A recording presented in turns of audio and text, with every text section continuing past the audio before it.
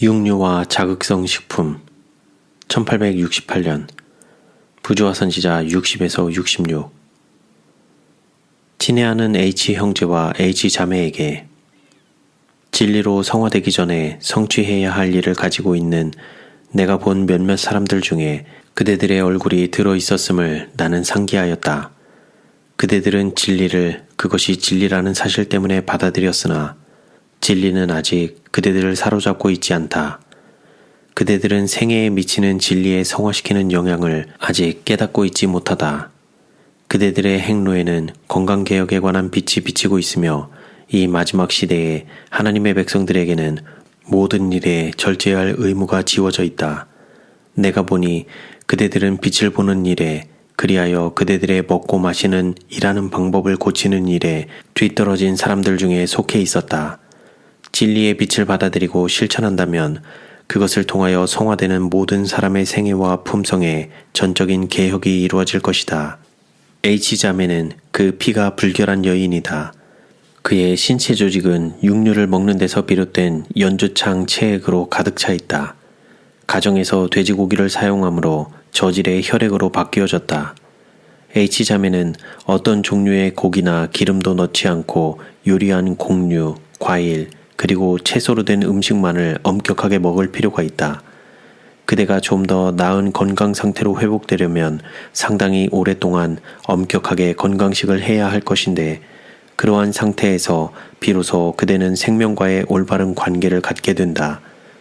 육류를 거리낌없이 사용하는 자들은 맑은 두뇌와 활동적인 지성을 갖는 일이 불가능하다. 우리는 그대에게 생활 습관을 바꾸라고 충고하지만 그렇게 할 때에 지혜롭게 행하라고 주의를 주고 싶다. 육류를 빈약한 음식으로 바꾼 가족들을 나는 알고 있다.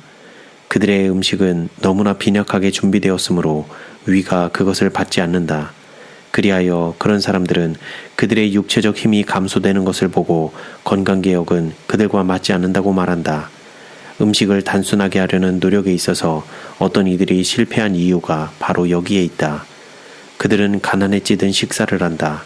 수고하여 음식을 장만하지 않고 항상 동일한 음식을 만든다. 한 끼에 여러 종류의 음식을 장만할 것은 아니지만 그렇다고 매 끼를 변화 없이 같은 종류의 음식으로만 구성하여서도 안 된다. 음식은 단순하나 식욕을 돋굴 만큼 맛있게 장만하여야 한다. 음식에서 동물성 지방을 제거하라. 그것은 그대가 장만하는 어떤 음식이라도 그르칠 것이다. 과일과 채소를 많이 먹으라. 질병에 걸릴 위험이 많아짐. 감소된 양의 좋지 못한 질의 음식으로 인해 육체적 힘이 감소된 후에 어떤 이들은 이전의 생활 방법이 최선이라는 결론을 내린다. 신체 조직은 영양을 공급받아야만 한다. 그러나 우리는 육류가 건강이나 힘을 위하여 필요하지 않다고 서슴없이 말할 수 있다. 만일 육류가 사용된다면 그것은 왜곡된 식욕이 그것을 갈망하기 때문이다.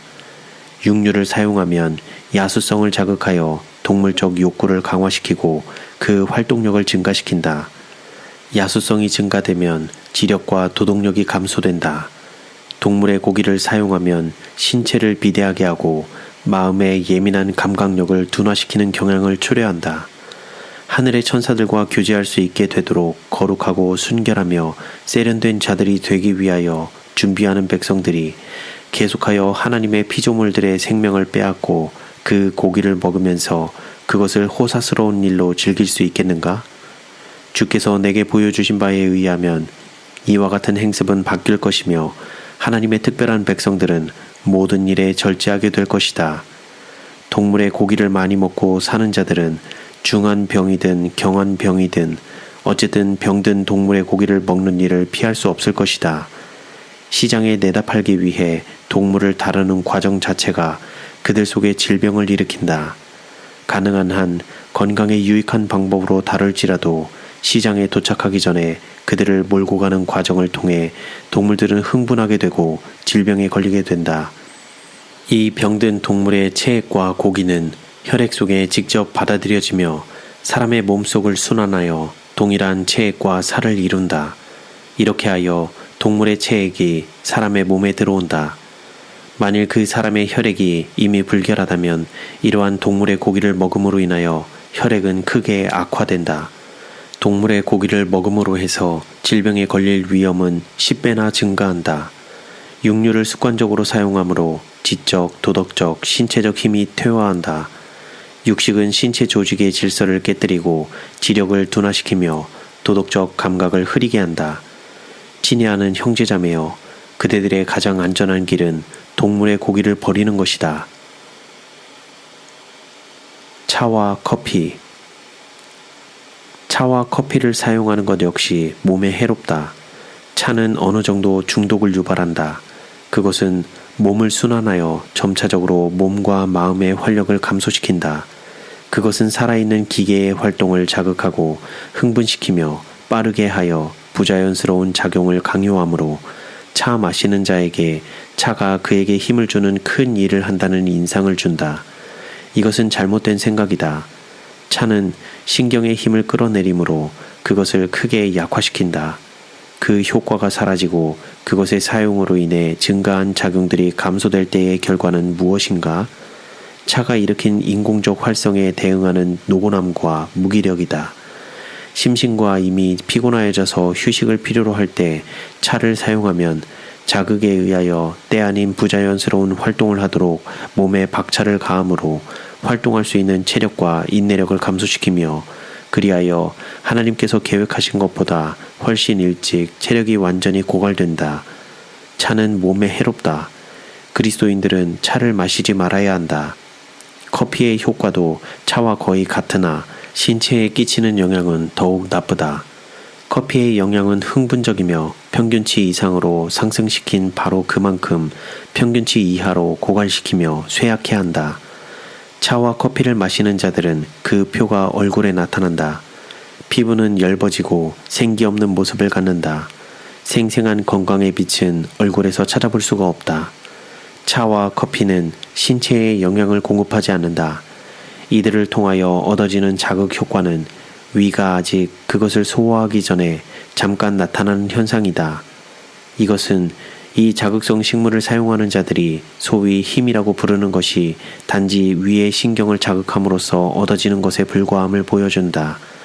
위의 신경은 그 자극을 뇌에 전하고 뇌는 자극을 받아 강화된 작용을 심장에 일으키며 순간적인 활력을 전신에 공급한다.